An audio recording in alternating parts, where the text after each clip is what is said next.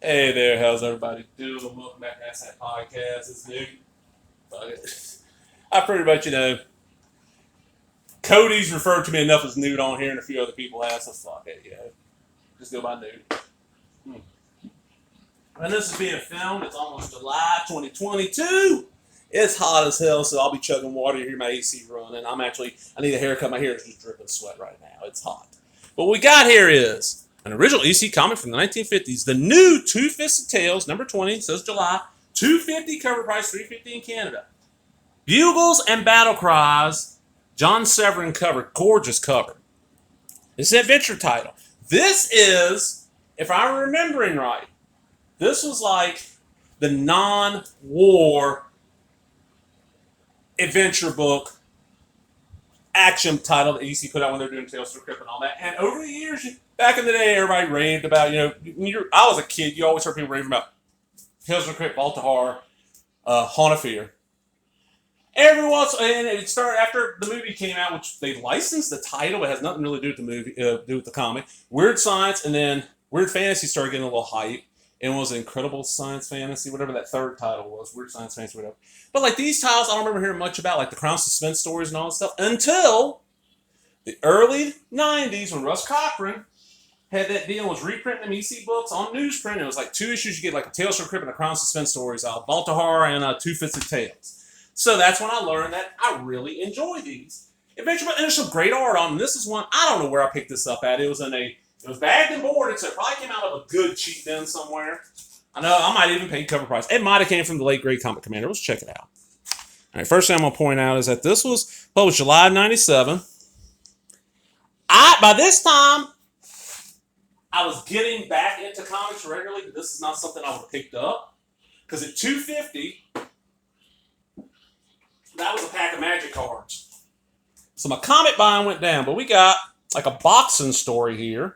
Started off called Action. Got John's. I'm sure it's John Severin. These are all the issues. These are the 32-page ones. Okay,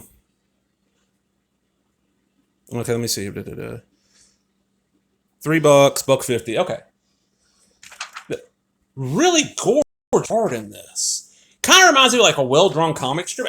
What I love about EC is that they're not afraid to put a pile of panels on the page. I like this. The square panels. This is to me when in my brain I think old comics, I think like Silver Age, even though these are pre-Silver Age. Matter of fact, the Comics Code Authority being formed kind of is the start of the Silver Age in a way. Then we get Warrior, which is another J.P. Severin, but look at this gorgeous ass artwork. Look at this. And one thing you will find is that DC was ahead of its time in issues about racism and shit like that. So they were going to depict the Native Americans in here, and they are going to call the Sioux and the Crow. Show Shawnee against many American smoke signals, the white man's gun, and seeing enemy peace from the white man. Yet still warrior.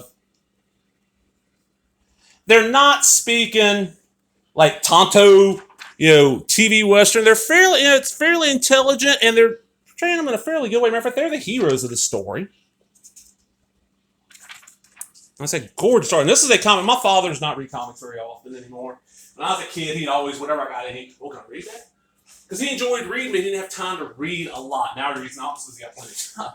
But he saw, he's like, ooh, that a Western? I was like, well, yeah, kind of, sort of. I threw it to him, and, 45 minutes an hour, I was like, a lot of writing in that. That was good. Footnote: the beautiful Wind River Reservation in Wyoming was a prize Washakie won for his people by his loyalty to the U.S. government. His name is part of Wyoming now, a county, mountain, a fortress, a nature park. This was a part of his story. Then we get our letter page, which is this is all new stuff, and this reprints issue 37 with 4 stories by John Severin. Okay, John Severin does all the art in this. That is cool. I like that envelope art there. Pull that up. That is pretty. Homemade Blitz, and this is World War 39. Is that 39? Is that World War I or World War II? World War II is still 3 months away, but already Londoners have been issued gas masks, and the world waits at ill ease for the nasty little man with the black mustache to make his next move. Just gorgeous art and a lot of writing. And these were really, like I said, I enjoyed that. A Western here, Smoky Ford, Texas. That's Webb Young throwing the good left cross below, and it's Whip Creed going down. So in the West, I really need to track down and find some more. And see, back then, man, I don't know how often these came out, but a 4-issue subscription was $10, and I would have subscribed to every damn one of those, but maybe Panic. Because look, we got, okay, Crypt, that's Tales from the Crypt, that's horrorcore. Weird Science, love it. That's science fiction. Panic is like their mad ripoff, and don't give a shit. And by this time, they didn't own Mad. That was owned by Time Warner, oddly. Vault, which is Vault of Horror. Weird Fantasy, of course, sci-fi fantasy. Two-Fisted, that's this. Haunt of Fear. Frontline, which was like war stuff. And then Combat. Crime suspense stories. What did every one of these, and how often do they come out? Let me see. Quarterly, October, January, April, and July. But yeah, look at that. That is just gorgeous.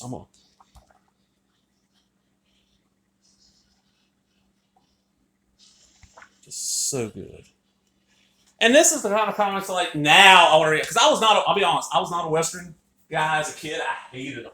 And the main reason was we had one color TV in the house. I was born in the 70s, guys and ladies.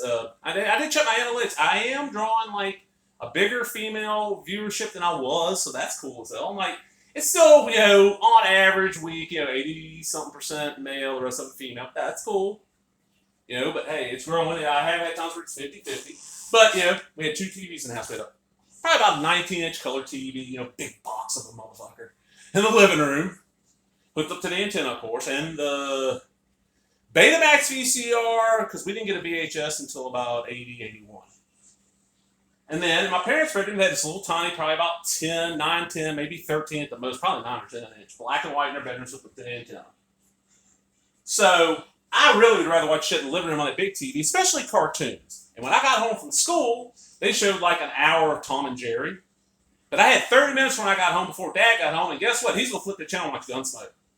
I hated Gunsmoke. Then on Saturdays, I get up, even as 5-year-old, I would get up at 5 o'clock in the morning to go watch cartoons because as soon as Dad woke up about 10, he's grabbing that room and changing that shit to whatever Western is playing. I hated Westerns. I did not really get into Westerns until the last probably 10, 15 years, and the only ones I liked as a kid was the spaghetti ones with Clint Eastwood. It's the only ones I knew of those. Spaghetti Westerns. Now I know more, but this is something, I'm glad I'm into this shit now. I enjoy this. Bat 32, if you're watching, man, it's a horsey comic. You interested, sir? We can work out a deal. But I'm out, everybody. Hope you enjoyed that. Man, if you did, give me that thumbs up. Ring the bell, if you want notifications, subscribe, leave a comment, and thank you, everybody that comments. I read every one of them. I don't reply to every one of them, but I do read every comment. 9% of the time, if I read it, I'll go ahead and click the thumbs up. That's my way of saying, hey, I have read this. And I do reply often. If you, for some reason, you want to email me, new to the AssHat Podcast, it's very simple. It's asshatpodcast@gmail.com. Plain and simple. Easy email address. But I'm out, everybody. Laters.